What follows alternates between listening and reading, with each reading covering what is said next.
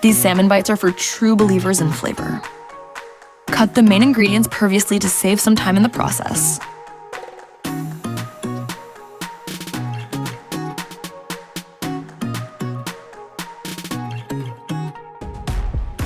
In a bowl, toss the sweet potatoes, avocado oil, thyme, salt, and pepper. Cook at 350° F for 15 minutes, toss and shake, and continue cooking for 7 more minutes.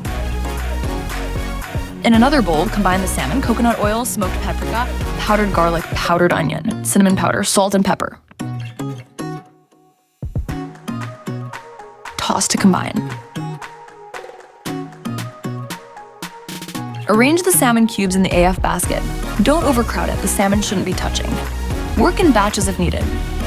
Bake in the air fryer at 350° F for 5 minutes, flip them, and cook for 4 more minutes.